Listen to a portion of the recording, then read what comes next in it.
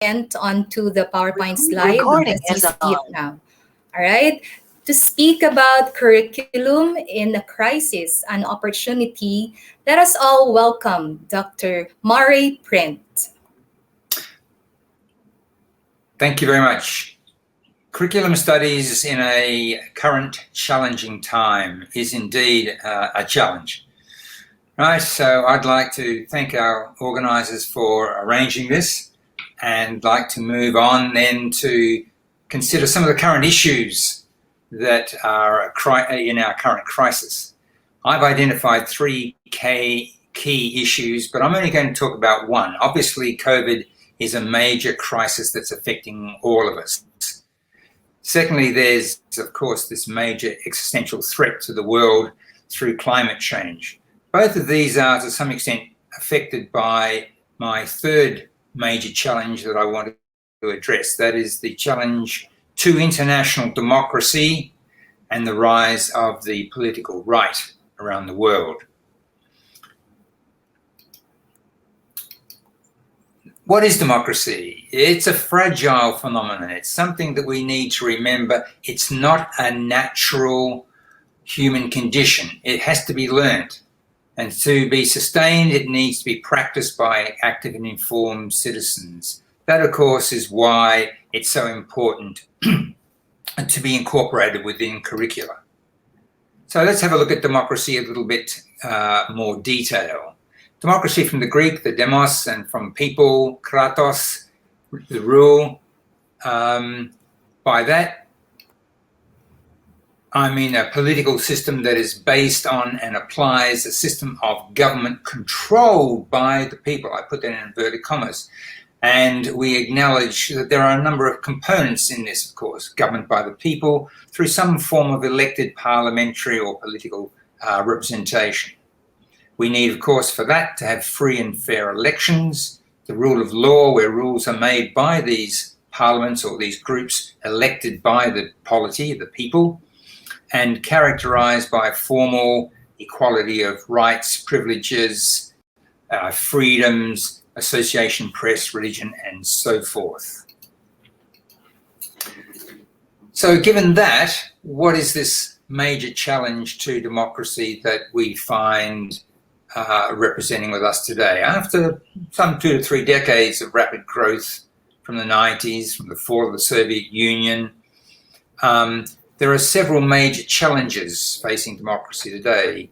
The growth of the conservative controlled media, which we see around the world and represented particularly in the United States, neoliberalism and economic disparity that have risen to now become major problems in Western democracies in particular, a growing complacency and lack of participation by people in political systems where they can participate, and a loss of trust in a multitude of ways that I will elaborate a little bit later, and of course the growing digital divide that we see increasingly evident in societies. So the challenges to democracy, a bit more from that come out of this. We feel, of course, then the debacle that was the Trump presidency has created an enormous challenge to democracy around the world. Everything from fake news, incorrect data, environmental vandalism, disregarding health messages, destruction of political conventions, and of course we saw that culminating in the Capitol catastrophe in early January. All of these things provide a significant challenge and opportunity to the curriculum developers to address some of these issues, just as politicians have to address them. And of course, given the importance that the US plays as a democratic leader in the world, the impact of Trump's political vandalism was more widespread than just the United States. And we need to set this problem in the context, of course, in an increasingly challenging society where there is, as a result, an immediate future is an opportunity and a challenge to rebuild school curricula around the fundamental theme of democracy. You might remember some of Dewey's words about the role of democracy in schools. So now we have an opportunity. Right. What happened in this problem with democracy? What's happened in this last period? We saw, of course, that democracy has been seriously challenged. I'll just reinforce some of these things. We saw the role of Trump, a unique phenomenon in which you could almost say he really tried to blow up US democracy. So many of his activities, his actions, his words, his Twitter and so forth really were counterproductive to the continuation of what we know as a democracy. We've seen the rise of authoritarian leaders, Putin, Xi, just for two, but many others. The rise of the political right, we've seen these in Western democracies, and we saw this manifest particularly in the United States in the last few years, and particularly on January the 6th. The growth of conservative controlled media, as well as the rise of social media, has been increasingly problematic. Neoliberalism and the economic disparity, inequality that has arisen as a result of that, and the loss of trust in Western societies, especially with politicians, political parties, and political systems. Now, if we look at the 1 to 5 of those, all of them have been affected by the loss of trust. So I'm going to focus now more on trust, what has happened, and the loss of trust, and what then schools need to do through curriculum.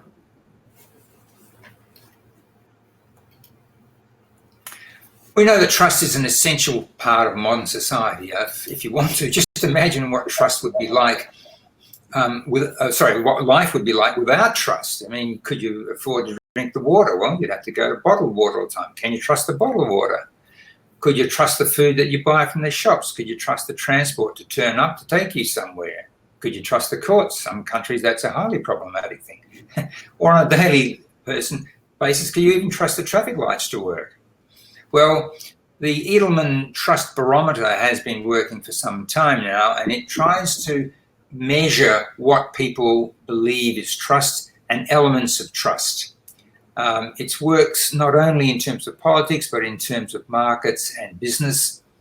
And at the moment, the majority of respondents in every developed market do not believe that they will be better off in 5 years' time, right?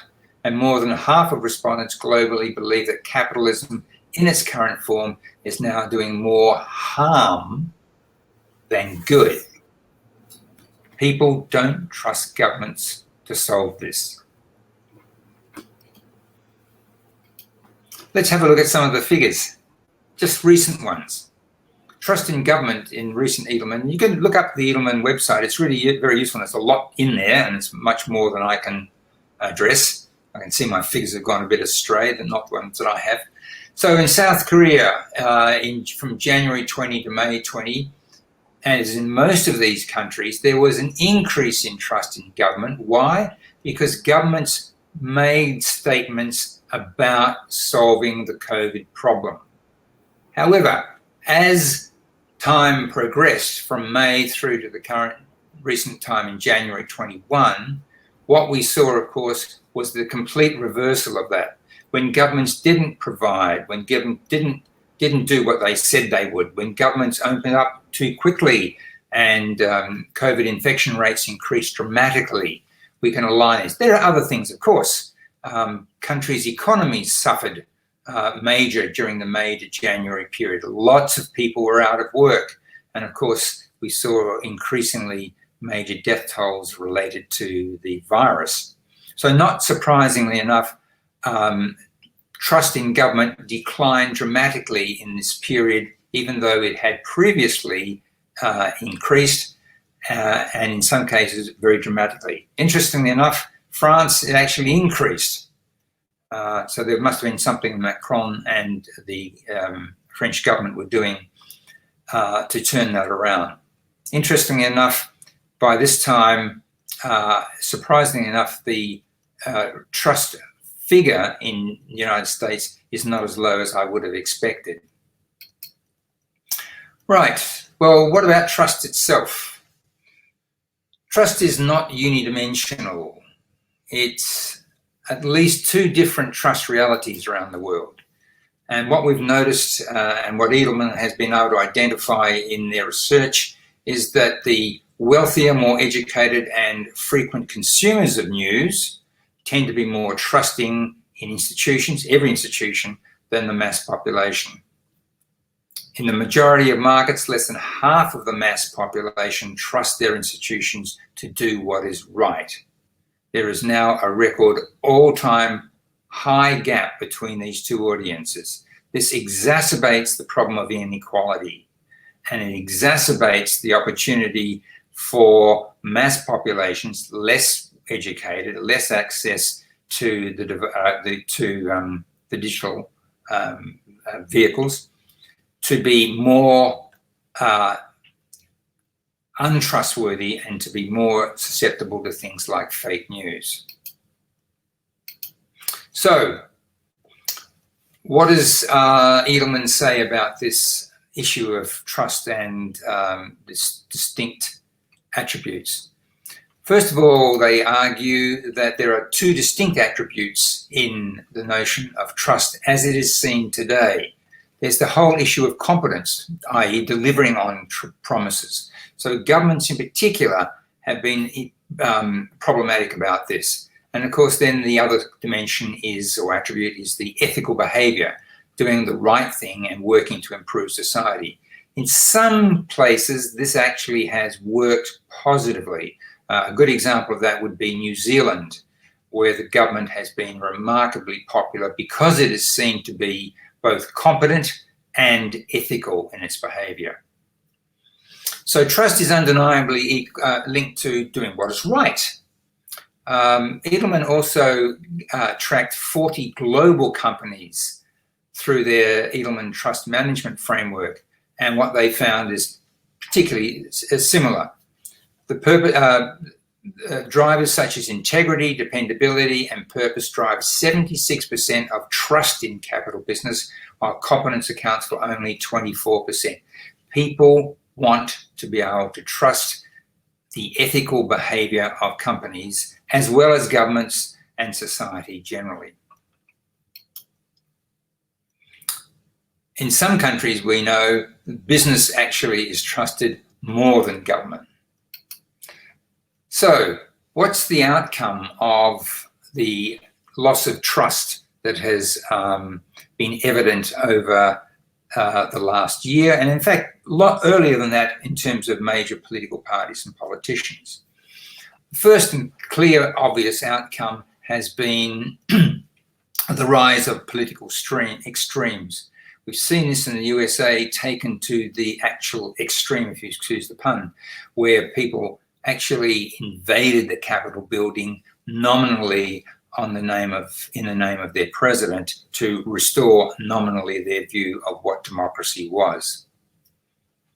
This loss of trust in government, politicians and political institutions has also seen the influence of social media rise to replace, to a large degree, traditional media.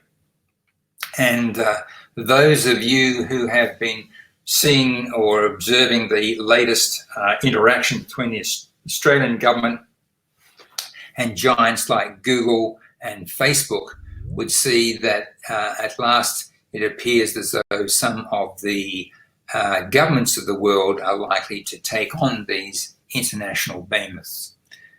There might be some other issues involved in this notion of what is a traditional media, but certainly the influence that some of these groups like our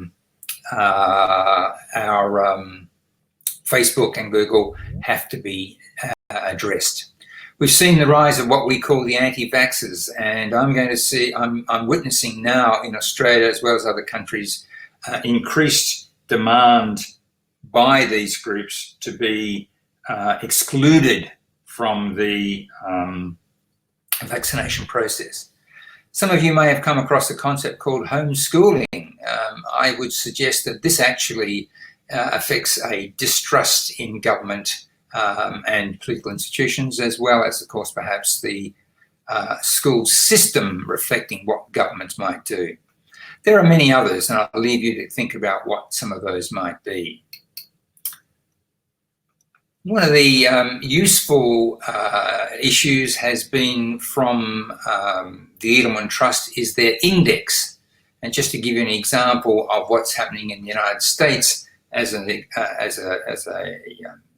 instance of this decline in trust, in the United States society and government, these are general trust measures that they were developed over time. In November 19, the trust level was 47. By May 20, it had risen to 53, which indicated that the Trump government in particular was connecting with a certain percentage of the American population. Subsequently, of course, with the increase in the COVID rate, with the decrease in employment and higher levels of unemployment, we've seen a decrease in trust in government to 43 in December 20. I would argue it's lower than that now, and that will be the major task that Biden will have in trying to stop the decline and build a unified country. I would argue that a greater trust in national government will be an essential foundation for this move by him.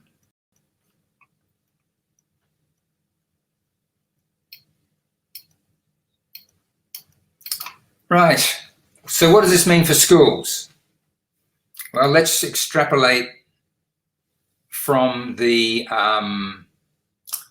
general to a more specific. What can schools do to address the problem of lack of trust and the decline that it's the declining effect that it's having on democracies?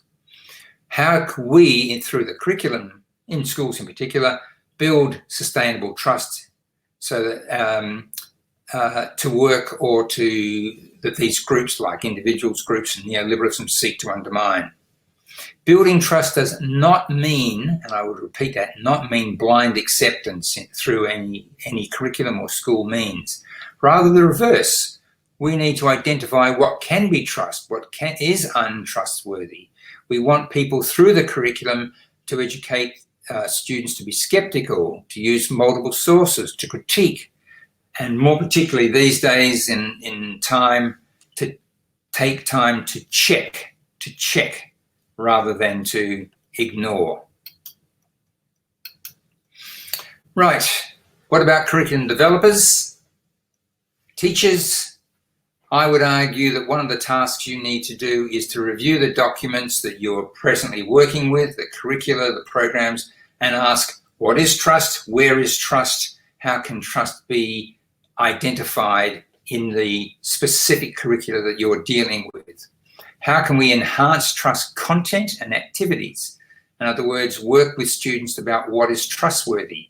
If we don't have trust, if they don't build trust, where the underpinnings of democracy are severely curtailed.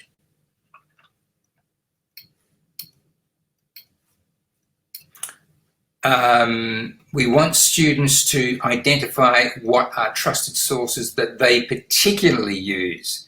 We've got research here that shows that students are aware of, are heavy users of social media and are not aware as clearly as we would hope of the untrustworthy nature of some of the social media. And at the same time, we need to maintain critical thinking and to challenge sources by students. We might also then test, so to speak, for trust through activities and tasks to see whether students have actually understood what trust is and some of the problems that go with it. Right, sorry about the rush, but in conclusion, democracy around the world is under challenge. A key element of democracy that is challenged is trust, especially trust in government. So we need to be able to try to address those issues. Government trust has been diminished in recent years, boosted in some countries where COVID has been handled well, like New Zealand. I gave that example before.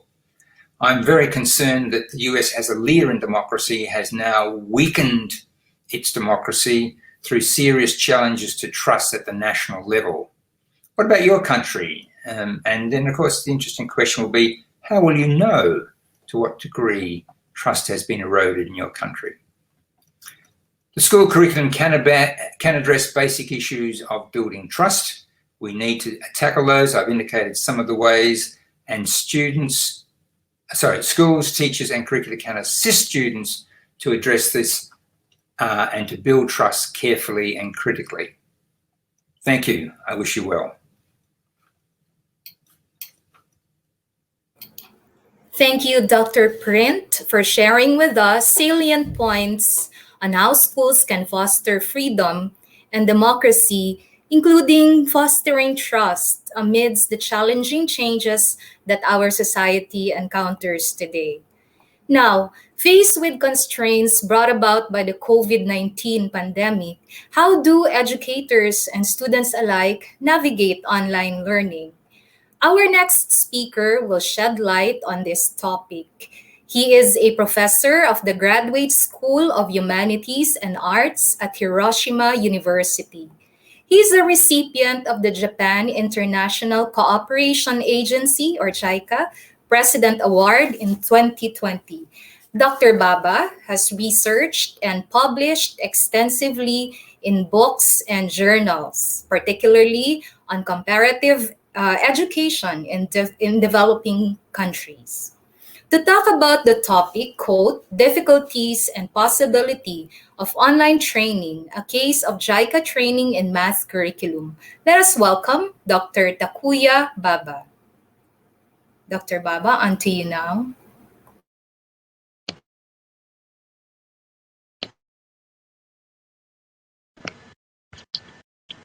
So, am I supposed to operate the slides? Dr. Baba, we already have your PowerPoint presentation, so we'd be the one to manage the slides for you. Okay, thank you very much. Thank you very much for introducing me and inviting for this important occasion. So, as I'm being introduced, my title is Difficulty and Possibility of Online Training. Although I use the case of JICA training or mathematics curriculum, but that is not very important things. But how online training are being utilized and what kind of difficulty and possibility we have seen in the process of this online training. That is the main focus. Please go to the next slide. I'm from Hiroshima, Japan, and we have got two UNESCO World Heritage. One of them is very famous A-bomb dome. 75 years ago, one bomb dropped over the Hiroshima city, and this is reminiscent of that one. We do remember this one very much so that we don't repeat the city kind of history. Next, please. This is the content of my presentation. Please go to next. Today, I'm going to talk about JICA training on mathematics curriculum, but before talking about online training, because we had this JICA training even before that. So let me talk about the background and issues of those JICA training. Next, please. One of the most important problem which we had to tackle is extremely low achievement. Sorry, this is an example from Africa, Zambia, one of the country which I have been involved for last 20 years. Zero means basic levels, which we would expect everybody attain. But as you can see in this diagram, majority of the student in Zambia is below zero because downwards is a negative sign. So majority of the student is quite poor achievement of academic achievement. Next, please. Just one example. This is 500 kwacha. Kwacha is a local currency. 500 kwacha chocolate. If there are 5 chocolate of that kind, how much? That simple things. And we gave this one to grade 5 student. Many of student has some idea, but if we follow the marking scheme, many of them is regarded as wrong. But whether it is wrong or correct, What is important is whether we are able to see what students are thinking. So by looking at these, manuscript by the student, we can see something is going on in the student mind. So it is very important for us to see what they are thinking. Next, please. And that poor performance, poor achievement of the student, which belongs to the attained curriculum, is not just at that level. Certainly, it is related intended curriculum, which is a written document and implemented in the classroom by the teacher, implemented levels and attained levels. So it is important for us to think all these three levels of curriculum holistically. Next, please.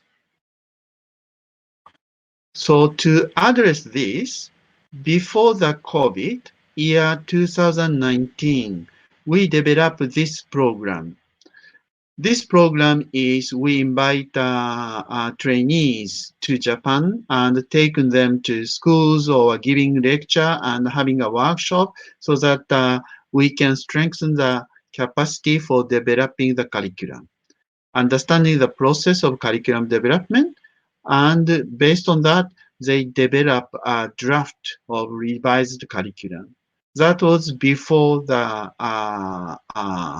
COVID 2000. So next, please. And this is an overview of the program. Chronologically, the first week, problem identification, which they present, considered, and make a presentation by themselves. And after that, they receive some of the lectures and they visit schools, not only schools, but the education office and the textbook company, so that they can get intended curriculum and implemented curriculum as well. Second week, they do analyze the Japanese curriculum against their own curriculum, what kind of differences you see. Not only that, they compare also some of the participating country, how their curriculum look alike or different. And finally, based on those experiences, they try to make a draft or a proposal of revision of the curriculum. Next, please. So we can see some characteristic comparison of their own country curriculum and Japanese mathematics curriculum.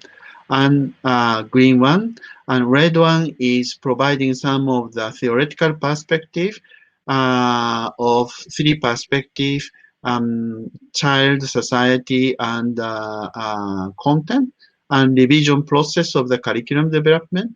And the blue one is a field visit, visiting some schools. And based on those experiences, they write a draft curriculum. Next, please. Next one. Basically, after having this 3 weeks experience, they are very happy and they are enthusiastic trying to implement what they have acquired in this training in Japan. But it's not easy to apply what has been done in the training to their own country's context.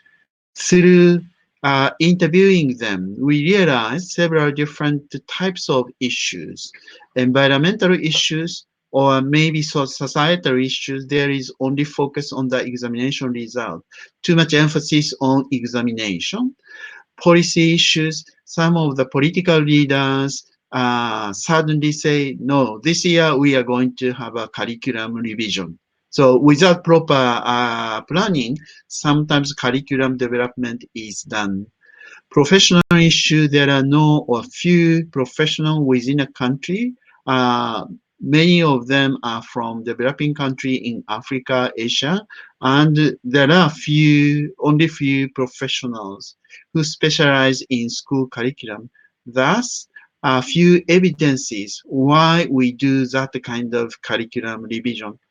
So we decided try to address these remaining issues, putting more emphasis on professional issues and also creation of evidences. Next, please. So based on that reflection, this year or last year, 2020-21, we developed this training program like this, inserting yellow part through surveying. So we included surveying, and that survey produced some of the evidences.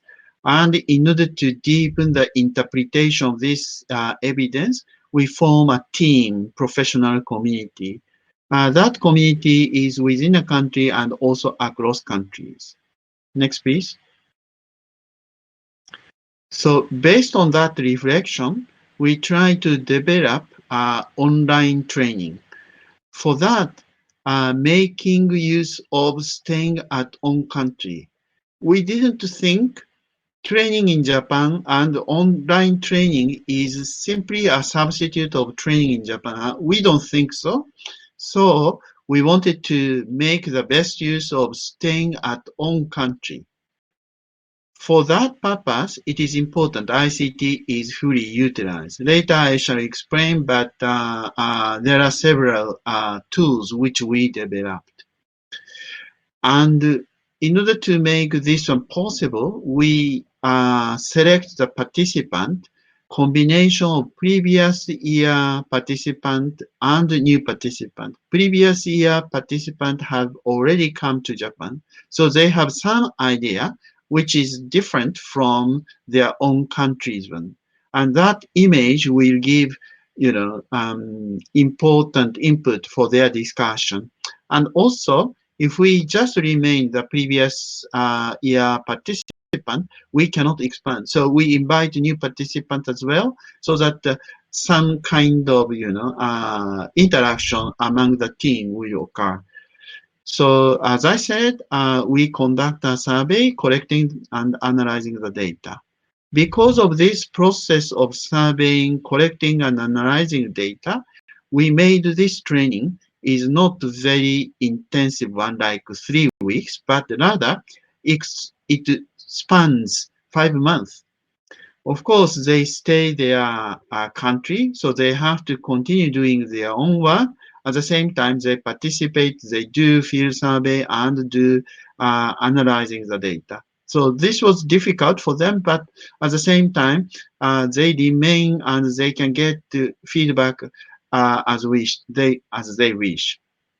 In order to facilitate analyzing the data, between the facilitator and participant communicate each other very frequently. Next, please.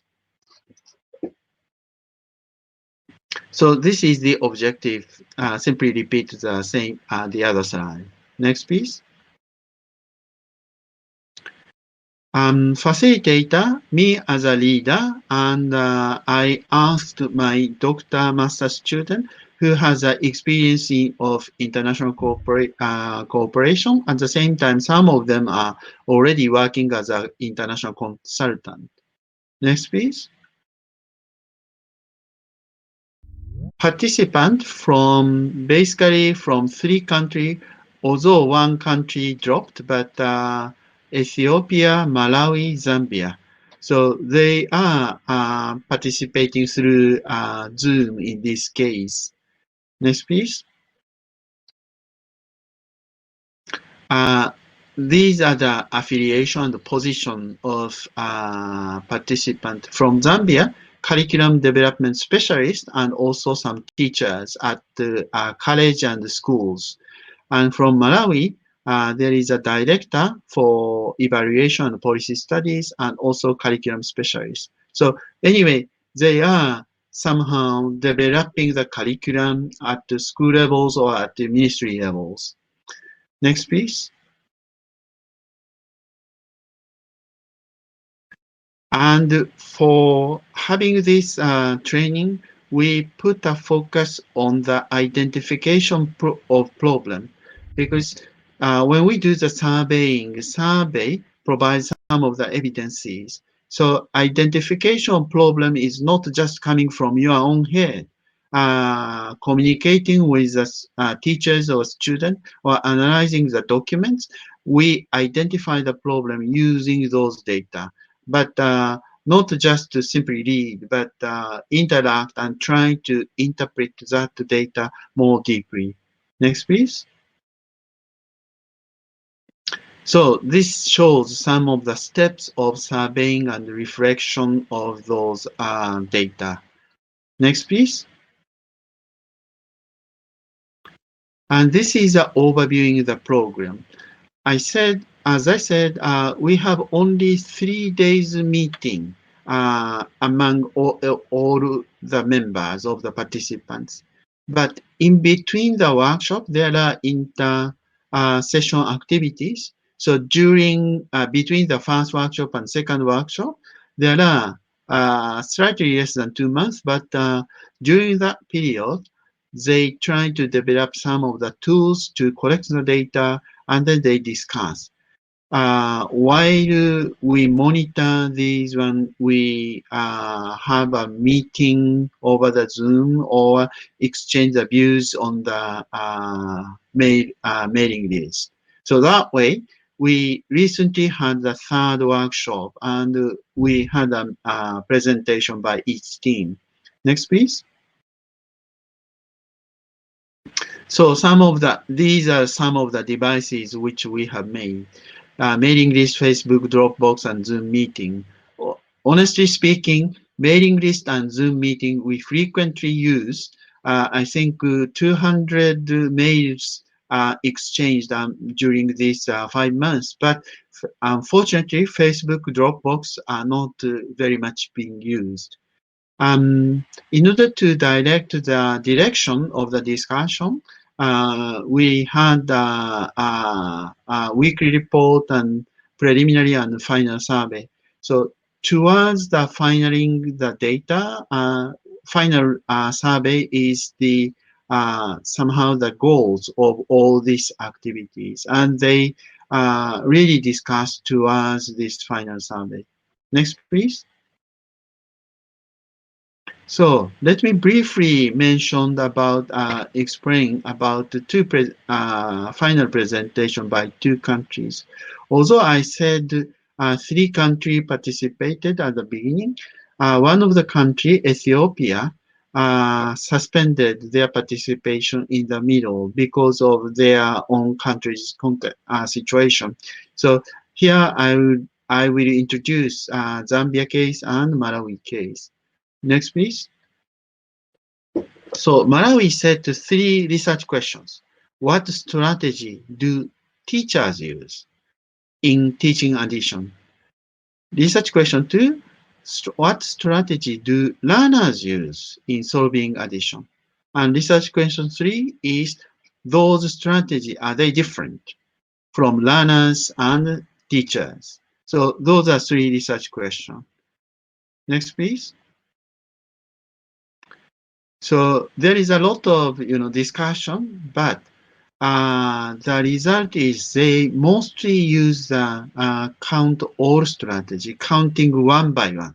So if 4, it's okay, 1, 2, 3, 4. But 20 of them, are you going to count all? But they mostly use the count all strategy, we realize. Next, please. From the student as well, dominantly, they use count all strategy, but there are a few examples which use different from counting all strategies. Next, please. So all in all, they are dominantly use counting all strategy, but learners have some potential of using different strategy, and some of them may be advanced strategies. And there is a room for exploring this part of advanced strategies. Next, please. So this is a summary of Malawi team. Counting all strategy is dominant in addition. But one of the research talk about low level of structuralization. In this case, counting all strategy can hinder primary students from moving on to a higher levels. And you can easily imagine if the number becomes bigger, counting all strategy has a limitation of that. So next, please. This is theorization, which I talked during the presentation, during the final report presentation. So they remain unstructured discrete levels on the left extreme case. But if they putting them together and they can count every 5, 5, 10, 15, 20, it's much faster. And that kind of things can be moved upwards. Transitional continuous or continuous junior secondary. So in that way, it is important for the teacher have a scope, how we can lift or shift to the upper levels. And that was an important point which I mentioned during the presentation. Next, please. I think please, go to the next slide. Yes, thank you. Next case is a Zambia case, and there are 3 questions again. Research question 1 is teachers aware the methodology in the textbook introducing meaning of multiplication. This is a case of multiplication, while Malawi case is addition.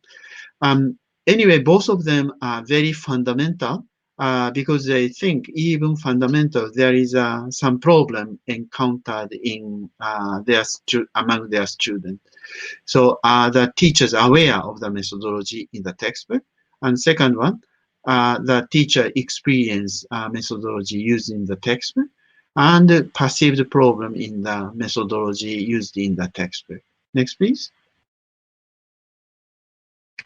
So awareness of the methodology. Teachers are aware what is being written, and they only use the methodology in what is learner's textbook because they are not provided the teacher's guide or teacher's textbook, extra textbook. Next, please. So if they work hard and going beyond the textbook, you cannot go further than that what is written in the textbook, and it is important for them to explore beyond that. Next, please. So, perception about the problem is there is a limited activity in the textbook to introduce the meaning of multiplication. And the curriculum doesn't care that kind of aspects of the teaching methodology. Next, please.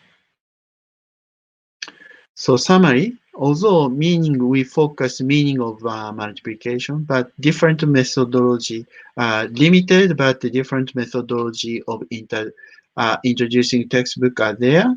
But beyond that, we cannot find beyond that. Description of that kind of methodology not in the curriculum. So that is a problem of the curriculum and textbook. Next, please. So again, the same thing I have mentioned after their presentation, how we can plan unstructured discrete, gradually creating certain structure so that they can shift from the lower level to higher levels. Next, please. So this is overall summary which I made because Malawi provided addition case and their focus was a strategy. Zambia case is a multiplication and their focus was meaning and methodology. It is important for us to be beyond simply the correct answers, because as we have seen at the beginning of this presentation, although student has some ideas, but we don't really pay attention to their student thinking, simply paying attention correct or wrong. And you the moment you say wrong, students lose their interest of learning. So it is important how we understand their thinking, and at the same time, don't just simply say, oh, they correct or they do count and get the correct answer, but we can guide to the higher level so that their mathematical thinking will be developed towards higher level of mathematics. Next, please. And this was trying to guide the direction of the curriculum development. Thank you. Next, please. So finally, discussion on the difficulty and possibility of the online training. Next, please. This is some of the difficulty which we have encountered. Due to the remaining issue, as I said earlier, professional issues and evidence being created is much focused on this training. Although the SNS which we have created, not all of them function well. This one is not the technical problem, rather many of the participants preferred focusing on mailing list and exchanging the opinion using that mailing list, and also online meeting like Zoom. And condition of ICT environment was a challenge, really. Connection sometimes become unstable. So we need some of the, help, JICA local offices, or anyway, we need some kind of help to address that. Due to social political context, and as I said, Ethiopia dropped in the middle, so that kind of situation may occur, critical situation may occur. So these are some of the difficulty which we encounter. However, next please. To overcome that problems, we found many interesting new possibilities. So participants go to schools. Although some of the country schools locked down, but in the course of this training, schools opens after 1 week or 2 weeks. So they are able to go to schools and talk to teachers and students in the field survey. And that really make an impact on their thinking. They can analyze, interpret the data, and they can talk confidently using their own experiences. And that really is a eye opener for them. And all these are related to overcome the remaining issue of professional issues. So this is really beyond year 2019 training. And society and children aspects of the curriculum, revised curriculum, when they were in Japan, they taught society and children theoretically. But because this time they visited schools, those society and children, reality of the children's responses make their curriculum revision more realistic or related to the at least the data which they have collected. Next, please.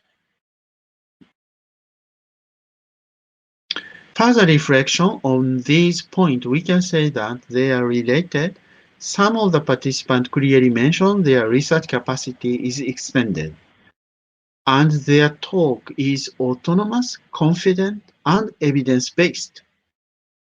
And this is really which we intended through this course. According to Kirkpatrick models, the trainee belongs to level 3 or level 4 behavior and result. There is real change on their behavior. And while we felt when they are being trained in Japan, they learn, they enjoy learning, but they cannot go beyond that. So this is really the important point and starting point of creation of local knowledge. Next, please. Click one more. Yeah, thank you very much. Left side is a modernization theory. Modernization theory is borrowed from economics, and some developing country try to borrow the model from developed country. So the modern knowledge coming from outside and try to give that knowledge to the practicing teachers. So all the theory coming from the top to the bottom.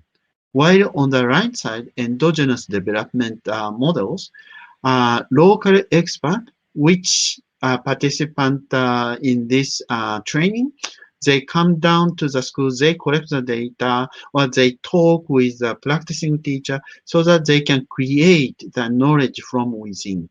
And it is important to develop the curriculum which is based on the local situation or the reality of the student. And that is what we learn and what they learn, the participant. And I think this online mode of the training really open up a new possibility in this area. So thank you very much. This is all for my presentation. Thank you. Thank you, Dr. Baba, for providing us with concrete ways to ensure the sustainability of training programs through innovative means. Our final speaker for this morning is the Vice President for Academic Affairs of the University of the Philippines. A professor of sociology, she's the former dean of UP Diliman's College of Social Sciences and Philosophy, executive director of the UP Center for Integrative and Development Studies, and commissioner of the Commission on Higher Education. A highly esteemed educator, Dr. Bautista received numerous accolades and awards for her work in the fields of science and technology and social sciences, among others. Ladies and gentlemen, join me in welcoming Dr. Cynthia Bautista. Dr. Thank you Bautista. very much for the introduction, and thank you to Dr. Fajardo and organizers for this conference. So basically, are the slides up? Sorry.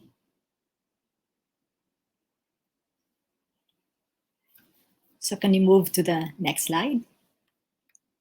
Okay. So the SARS-CoV-2 virus actually upended our world. In many ways, it disturbed education in general and higher education in particular on a world scale, changing our learning landscape. It compelled us to set complex health protocols, ironically for very small populations, because classrooms are empty. And the same classrooms that are empty are now supposed to be retrofitted for the limited face-to-face activities, which have not yet been cleared for us in the university. Next slide, please.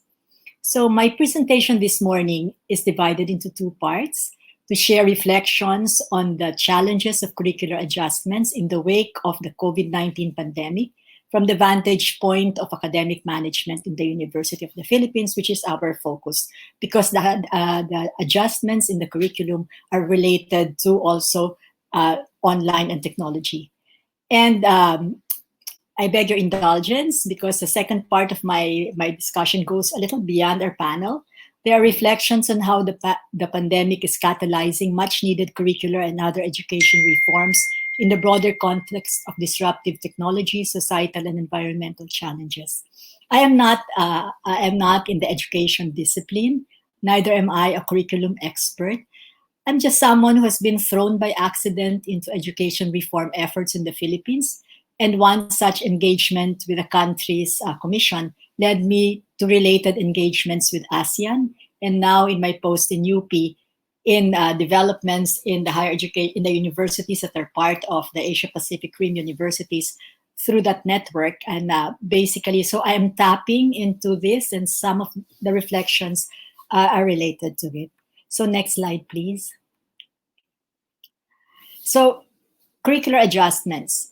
We actually had to program redesign. We were all caught off guard. We had to program redesign. And the objective was really to review the curriculum of all the degree program offerings, given the very unavoidable move of doing remote teaching and learning. And the output of that exercise was the resequencing of courses. It was not very easy, but we resequenced courses so that all lab courses would be in the coming semester, which starts on March 1. And then unless they are lab courses where you can actually have online simulations or online experiments that can actually be followed online. So we resequenced courses. We had to actually request funds for program redesign as well as to support remote teaching. Next slide, please. So then we also did course redesign. So within the curriculum, we had to do course redesign, and the objective was for the faculty to redesign their courses in light of the pandemic and the inescapable remote mode of delivery. So questions like, what essential learning outcomes ought to be achieved? Of course, courses are taken for granted, but in a pandemic, then you start reviewing what really are the essentials of a course. So what learning outcomes ought to be achieved, how to achieve these learning outcomes given the remote course delivery and the digital divide because ours is a highly unequal society, and how to assess the learning achievement. This we are all doing, all our faculty, they were engaged in this at the same time, and at the same time that they were also adjusting to the pandemic. Next slide, please. So as Dr. Ami Fajardo mentioned earlier, the university had to do a lot to support curricular adjustments. We subscribed to Zoom and Open Athens, enhanced our learning management system, subscribed to software and video resources. All of these had to be procured for a public institution. All of these had to be procured, so not all of these came at the right time. But anyway, they're now with us. So allow the use, we had to allow, because ours is a digital divide. The digital divide in our country is acute. But apart from that, our internet connectivity in this country is also not that great. So it still has a lot of work. A lot of work still has to be done. So even if you have people or students who actually can afford it, the signals wherever they are may not be that good. So we had to allow the use of different types of technology-supported learning activities, from low-tech options to actually online activities like blogs, online quizzes, discussion fora, and webinars. We actually had to have both synchronous and asynchronous activities because of the digital divide, as well as the internet connectivity issues. We couldn't just sustain Zoom for all the courses, although some courses are able to do that. But basically, this is where we are, a combination of all sorts of types of technology-supported learning activities.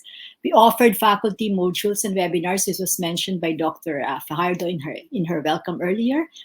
In general, so that we still have such modules are still being developed. The webinars we had to have our portals too, so people could access whatever we have, even if they are not attending there asynchronously. Next slide, please. So for the first semester, and this was not very for the first semester of the pandemic, which was the semester before the last semester. So right after the pandemic struck, we were all really caught off guard, and everyone had to do the program redesign as well as the course redesign.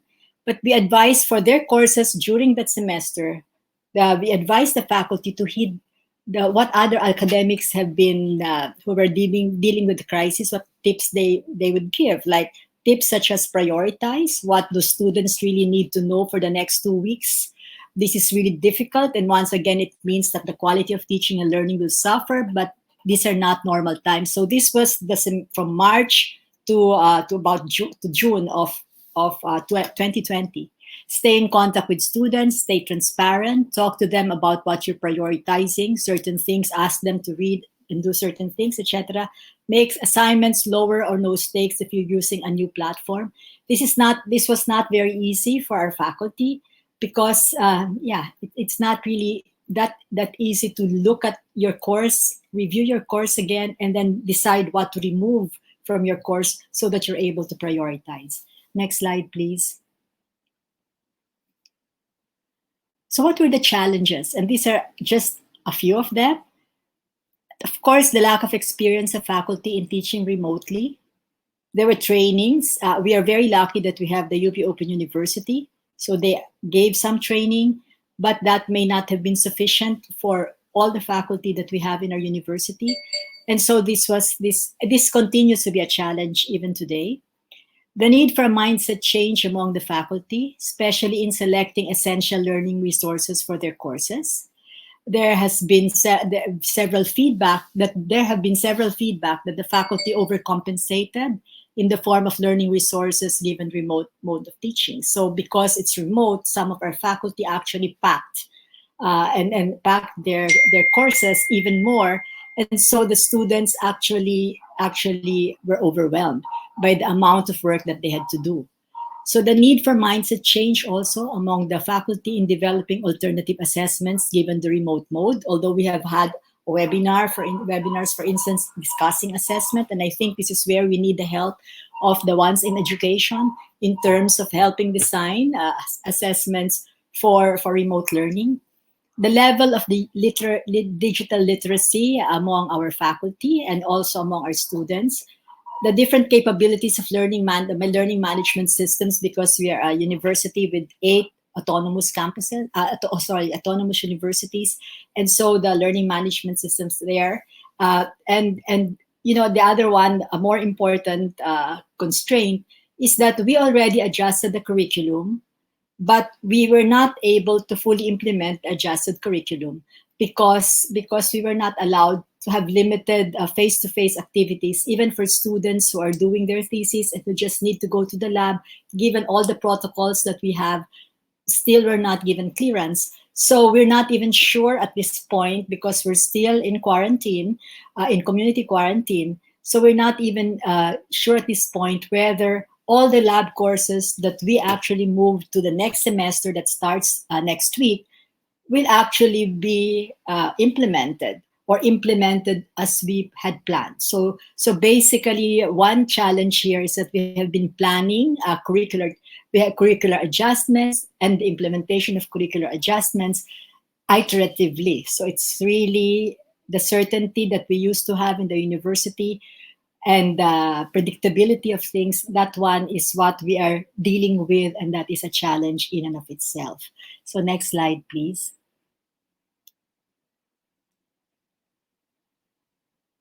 Opportunities open, but I forgot one more challenge, and the challenge of the mental health of our students and also of our faculty. There is some burnout. Our students complain that some of them actually spend as many as 11 hours a day in homes that are not conducive to learning. But mental health issues have become significant because they have to deal with signals, with technology when they have synchronous classes. And basically, that meant that, adding stress apart from the anxiety due to the pandemic itself. So, but the the process or the experience of doing all of these curricular adjustments opened opportunities that may have been there before, but they may not have been highlighted. So we had to do course packs, and for students who couldn't access internet because the signals in their areas are poor, or they do not have the gadgets to access internet, actually, we had to develop course packs that were in the learning management system, as well as those that were delivered personally to wherever the student was. Printed course packs with materials that are already there. So the collaborative process contributed to an improved course delivery for certain departments and certain courses. So the situation led some faculty to explore the possibility of converting some courses into MOOCs to address challenges in the limited number of faculty teaching the course in a situation where faculty will have to monitor students more closely. So in a sense, this is more individualized learning situation. Some units are also exploring the integration of MOOCs, such as those offered by edX and Coursera as equivalent to particular courses in the curriculum. Planning for the next normal has already begun. The next normal is not, we always stress to our faculty and our students that the next normal is not a return to the traditional mode of teaching and learning. It will be a mix of face-to-face delivery, virtual learning, as well as experiential learning, and it will be a blending of all this. So that has begun, and in a sense, there are people who did not appreciate the use of technology before, the way they are appreciating it now. So it is now possible to imagine that the next normal, hopefully after this year, or it should begin after this year, would already be this combination. There are ongoing developments that actually, because of we are a university of 8 autonomous universities now, because people are working together, or at least some of our faculty are working together. There is now the need for us to jumpstart the harmonizing even of our similar degree programs and the courses in those programs, and the sharing, as well as mobility, especially because it's online, the mobility even of faculty to be able to teach students in another CU, or students in other CUs cross-enrolling without moving to the place itself. Next slide, please. And this is the second part. It's really COVID as a catalyst of curricular reform. And just the context, there were pre-COVID triggers. This is really my intention in this part is really just to stress the need for all of us to actually engage in curricular reform if we have not done so, or if we have already done so, as in our other ASEAN neighbors, continuously review so that we are able to help students, to help our students adjust to a world that is fast changing. So just very quickly, the pre-COVID triggers were globalization, of course, the paradigm shift in education, the paradigm shift in globalization then, and the breakdown of national borders, which led to discussions of learning outcomes for particular levels of qualifications that are now going to be cross-referenced against each other. And of course, mobility. So because of mobility, you have qualifications frameworks, regional referencing frameworks.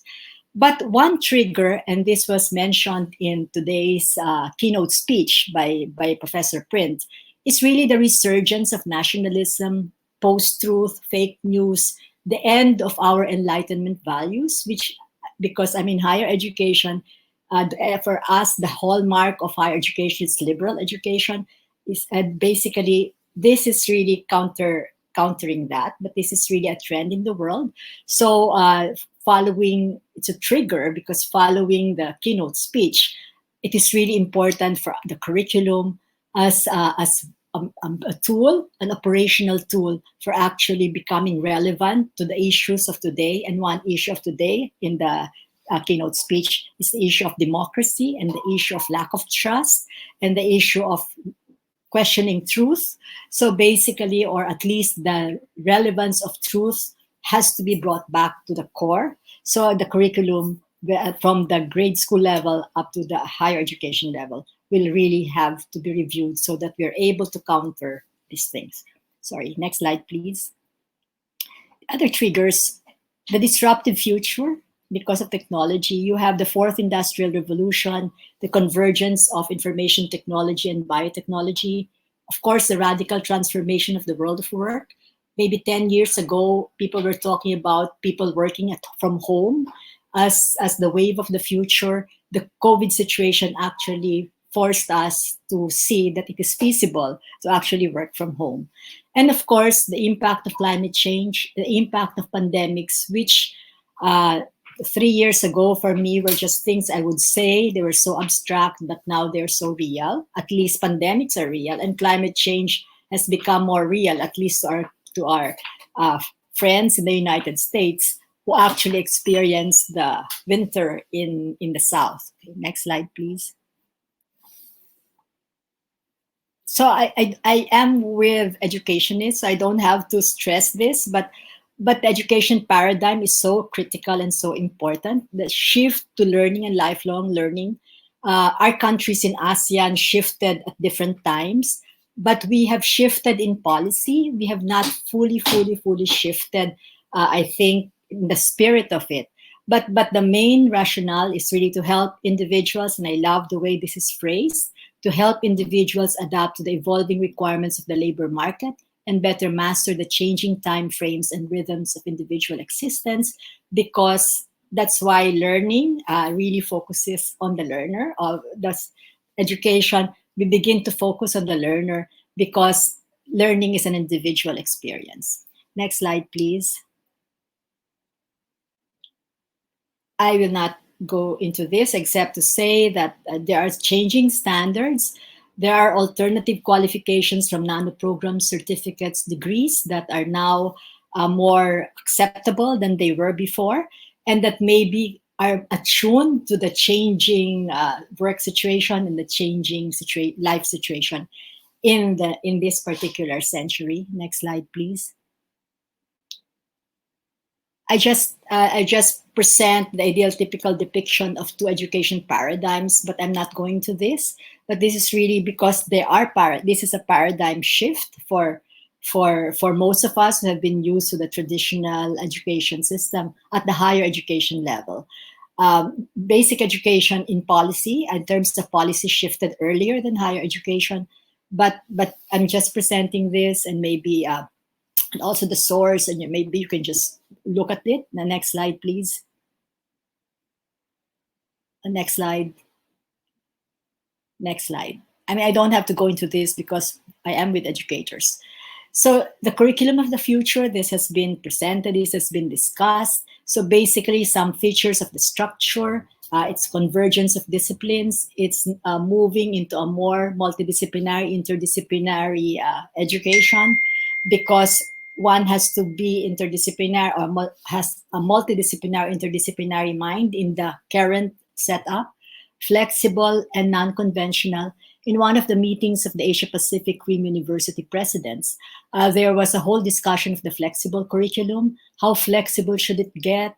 And I remember that's also the discussion was, that is the wave of the future. How flexible? Will we allow flexible curriculum for everybody, or should it be for students who are not the normals, the very advanced students are the ones you will allow flexibility for? And flexibilities, they actually, you customize the curriculum for them, or should normal students still go through some structured curriculum? Of course, academe-industry partnership, academe-civil society partnership is also stressed in terms of the curriculum.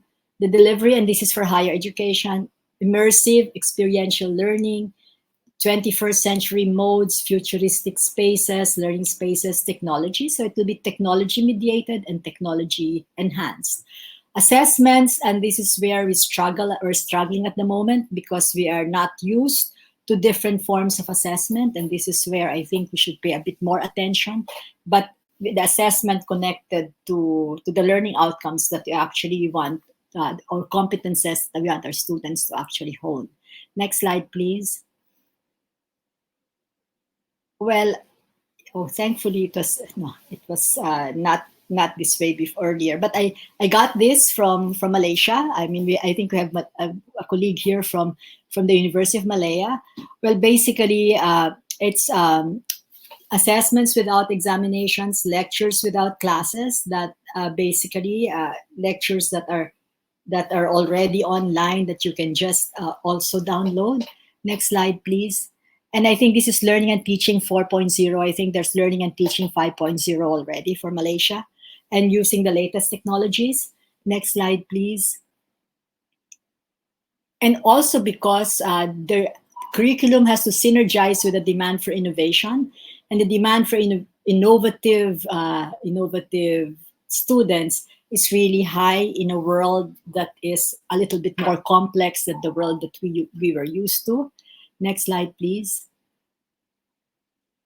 And then also because of the characteristics of the students that we are going to have, the Gen Y, Gen Z students, their attention span, their brains are so wired to technology, and therefore we have to really use technology in this digital age in order to reach them.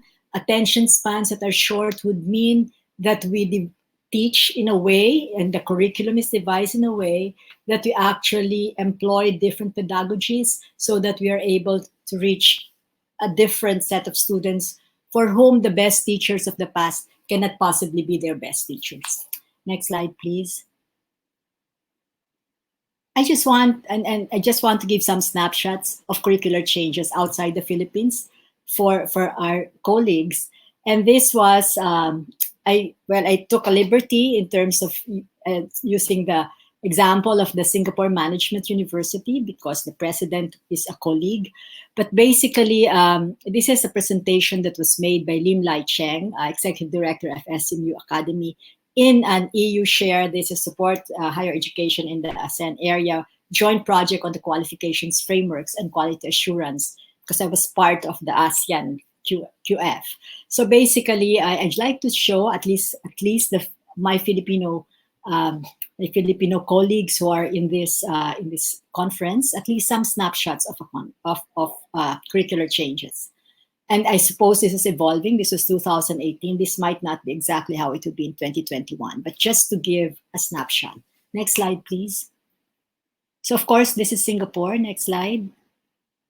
And of course, the success factors in Singapore are the impetus from the top. It's the government that actually also says they have to strategize to move forward.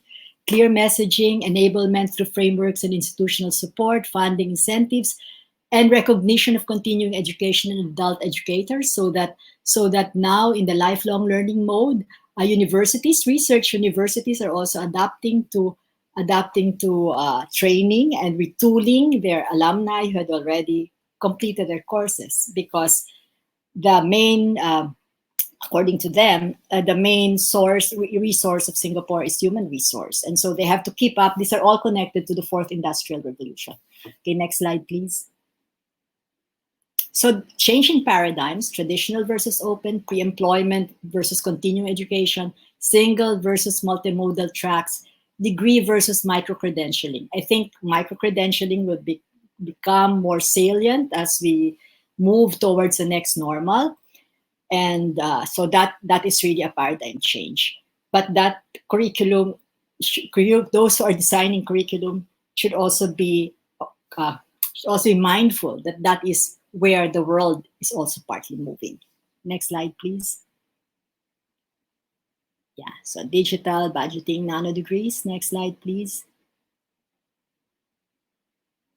So this is the interesting thing for us. I mean, I wanted to do this for the University of the Philippines, but I chose to do it use the Singapore example. What kind of graduates do we want in terms of higher education? They should have disciplinary and multidisciplinary knowledge, intellectual and creative skills, interpersonal skills for the fourth industrial revolution. But in this morning's keynote speech, the ethical part of the graduate must also be honed. That ethical part, the part that actually believes in truth, etc. And I think this is also part of the SMU graduate outcomes. It's graduate outcome for most of us. We actually want to have ethical graduates, but I think translating what that means now is important. What that means in a world where you have a very strong anti-democratic force. Next slide, please. So global citizenship, and this is where it is, ethics and social responsibility, personal mastery. Next slide, please. But what I really wanted to show you is really the core curriculum that had to be revised. So capabilities for the fourth industrial revolution, the calculus, fundamental statistics, modes of thinking, computational thinking, critical thinking, innovation and creative thinking, judgment and decision-making, managing in a VUCA world. Next slide, please. So managing at different levels, business, entrepreneurship, writing, reasoning. Next slide, please. Technology and society, artificial intelligence and society must begin to find its way into the curriculum. An understanding of artificial intelligence and society must begin finding its way in the general education curriculum. Digital media in society. If we want our students to be critical, we have to also help them out in terms of being critical of digital media. And one cannot be critical of digital media if one doesn't understand. It's like, if you don't, that was what Maria Reza used to tell us. If you don't understand the algorithm of Facebook, it's going to be very difficult for faculty members to teach their students exactly how to be critical of of social media. And then the cultures of modern world and so on. Next slide, please. So basically, I try to show this and to reflect on, we are not just adapting to the pandemic, but we are also preparing for the future that is unknown, but a future that possibly, because of technology, is still connected to the developments that we said were the challenges before COVID came in, and the main challenge being the fourth industrial revolution. So it will be the challenges of the disruptive technologies, the disruptions caused by, and the curriculum has to adjust and be designed and be continuously redesigned and iteratively redesigned in response to the disruptions caused by technology and artificial intelligence, also caused by climate change, which is really here, and caused by the pandemic. So thank you very much for this opportunity to share. Thank you, Dr. Bautista, for sharing with us concrete ways forward in curriculum modification processes in the time of COVID. We would like to thank our speakers for their time and expertise. The questions meant for the open forum are accessible via the EMS. The conference team would forward them to you for your consideration. Let us have a great lunch ahead. So thank you. Are we done? Okay na. Thank you, ma'am. Thank you po.